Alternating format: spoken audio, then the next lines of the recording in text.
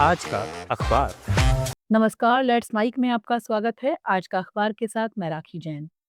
यहाँ हम देश दुनिया के सबसे बड़े और विश्वसनीय अखबारों से चुनते हैं वो रिपोर्ट्स जो सिर्फ खबर नहीं, आपकी समझ और सोच को गहराई देती हैं। अल जजीरा में प्रकाशित लेख में सवाल उठाया गया है कि क्या यूक्रेन अभी राष्ट्रपति चुनाव करा सकता है, जबकि अमेरिका के राष्ट्रपति डोनाल्ड ट्रंप बार बार ये मुद्दा उठा रहे हैं। लेख साफ तौर पर बताता है कि ट्रंप इस बहस को सिर्फ लोकतंत्र की चिंता के नाम पर नहीं उठा रहे, बल्कि उनके बयान रूस की उस लाइन से मिलते जुलते हैं जिसमें जेलेंस्की को गैर कानूनी नेता बताया जाता है।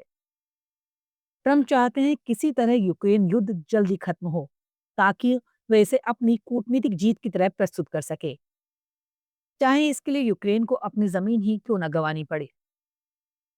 लेख समझाता है जेलेंस्की पर चुनाव न कराने का आरोप तथ्य से परे है, क्योंकि यूक्रेनी संविधान युद्ध काल में चुनाव कराने की अनुमति ही नहीं देता। रूस का हमला 2022 से जारी है और देश का बड़ा हिस्सा लगातार मिसाइलों और ड्रोन हमलों की चपेट में है। ऐसे में न सिर्फ चुनाव कराना लगभग असंभव है, बल्कि लाखों विस्थापित लोग, विदेश भाग चुके नागरिक और रूसी कब्जे वाले क्षेत्रों में रहने वाले लोग वोट देने की स्थिति में ही नहीं है। बिजली कटौती, हमलों का खतरा, सुरक्षा इंतजाम और चुनावी ढांचे को खड़ा करना, सब कुछ मिलाकर ये पूरा ऑपरेशन अव्यवहारिक हो जाता है। जेलेंस्की ने ट्रंप के आरोप पर कहा भी कि वो चुनाव कराने को तैयार हैं, अगर अमेरिका और यूरोप इसकी सुरक्षा की गारंटी दे सकें।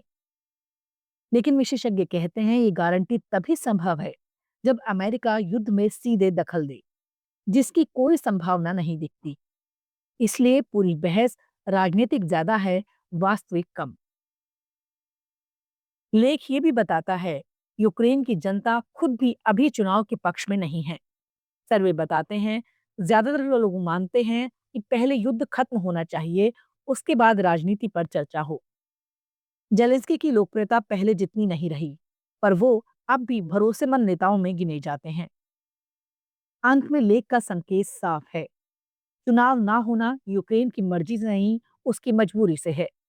और जो लोग इसे लोकतंत्र की विफलता बताकर पेश कर रहे हैं, वो असल हालात को नजरअंदाज कर रहे हैं। लेख ये चेतावनी भी देता है कि आने वाले महीनों में अमेरिका की राजनीतिक प्राथमिकताएं यूक्रेन पर भारी दबाव बना सकती हैं, ताकि किसी तरह एक समझौता, शांति लाई जाए, भले ही वो यूक्रेन के हित में ना हो। दैट्स माई आज का अखबार। द न्यूयॉर्क टाइम्स से प्रकाशित लेख में एक अमेरिकी इंटरफेथ परिवार की कहानी के जरिए धर्म, परंपरा और पारिवारिक रिश्तों के खूबसूरत संतुलन को समझाने की कोशिश की गई है। लेखिका बताती हैं कि उनके घर में Christmas tree, National Lampoon's Christmas Vacation जैसी फिल्में और साथ ही उनकी बेटी का हिब्रू पढ़ना सब एक साथ चलता है। ये दृश्य उन्हें एहसास कराता है कि बरसों की उलझनों के बाद परिवार ने यहूदी और ईसाई दोनों परंपराओं को एक सहज, खुशहाल मिश्रण में बदल दिया है। लेख का मूल भाव यही है कि इंटरफेथ परिवारों में शुरुआत में चीजें बहुत जटिल लगती हैं। कौन सी परंपरा को कितना महत्व दिया जाए, बच्चों को किस धर्म की शिक्षा दी जाए, और क्या ये दूसरी तरफ के धर्म के साथ न्याय होगा या नहीं। लेखिका बताती हैं कि वो यहूदी पृष्ठभूमि से हैं और पति ईसाई पृष्ठभूमि से। इसलिए डर था कि कहीं बच्चे एक धर्म की ओर जरूरत से ज्यादा झुक ना जाएं। साथ ही अमेरिका जैसे देश में क्रिसमस और ईसाई संस्कृति से बच्चे खुद ही सीख जाते हैं। इसलिए घर में यहूदी परंपराओं को बिना बोझ, बिना दबाव के सिखाना उनका लक्ष्य था। लेकिन लेख बताता है कि जैसे जैसे बच्चे बड़े हुए, ये संतुलन कठिन नहीं बल्कि आसान होता गया। बड़ी बेटी ने खुद स्कूल जाने का फैसला किया, अपने आसपास एक स्वागत करने वाला यहूदी समुदाय पाया और अब वो बैट मिट्ज़वा की तैयारी कर रही है। वहीं छोटे छोटे मजेदार पारिवारिक रिवाज, जैसे हर साल वही फिल्में देखना, घर का अजीब सा ट्विकिंग क्रिसमस कैट यानी पुरानी दादी की मनोराह, इन सब ने परिवार को जोड़ने का काम किया। लेख इस बात को बेहद सरल भाषा में समझाता है कि धार्मिक अनुष्ठान और हल्की फुल्की पारिवारिक परंपराएं मिलकर एक जादुई सी अपनत्व की भावना पैदा करती हैं। आखिर में लेख ये संदेश देता है कि इंटरफेथ परिवारों में बच्चों को दोनों परंपराओं से जोड़ना किसी संघर्ष की बात नहीं है। ये एक यात्रा है जिसे परिवार साथ मिलकर तय करता है। बच्चे धीरे धीरे अपनी समझ विकसित करते हैं, खुद चुनते हैं कि किस चीज से उन्हें जुड़ाव महसूस होता है।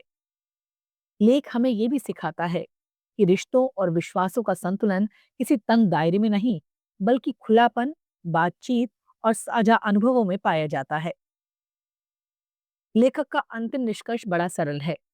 काश उन्होंने ये चिंता कम की होती और भरोसा ज्यादा कि परिवार साथ मिलकर रास्ता खोज लेता है। द गार्जियन में प्रकाशित संपादकीय में यूरोप की मानवाधिकार व्यवस्था को बदलने की बढ़ती राजनीतिक मांगों पर चिंतन किया गया है। लेख कहता है कि आज जब यूरोप में प्रवासन, शरणार्थी संकट और सुरक्षा की बहस तेज है, तब कुछ नेता ये तर्क दे रहे हैं कि दुनिया बदल चुकी है। इसलिए मानवाधिकार कानूनों की व्याख्या भी आधुनिक होनी चाहिए। लेकिन अखबार का सवाल सीधा है, क्या बदलती राजनीति की आंधी में वो मूलभूत मानवीय मूल्य भी हिला दिए जाएंगे जो कभी युद्ध और अत्याचार से बचाने के लिए बनाए गए थे? संपादकीय बताता है कि ब्रिटेन के प्रधानमंत्री कियर स्टारमर मानते हैं कि 2025 के प्रवासन हालात 75 साल पहले के यूरोप से बिल्कुल अलग हैं। इसलिए उन्हें लगता है कि ईसीएचआर की कुछ व्याख्याएं बहुत ढीली हैं और इनका इस्तेमाल आर्थिक प्रवासियों द्वारा सिस्टम को चकमा देने के लिए भी किया जाता है। ये सोच जनमत को साधने के लिए राजनीतिक रूप से समझ में आती है, लेकिन खतरा ये है कि कहीं ये वही भाषा ना बन जाए जिसे दक्षिणपंथी और प्रवासी विरोधी ताकतें अपने एजेंडे के लिए इस्तेमाल करती हैं। यानी आप सुधार के नाम पर मानवाधिकार कमजोर ना कर बैठें। लेख स्पष्ट करता है कि अक्सर सच्चे शरणार्थी बनाम झूठे आर्थिक प्रवासी का नैरेटिव गढ़ा जाता है ताकि अधिकांश लोगों को अविश्वसनीय बताया जा सके।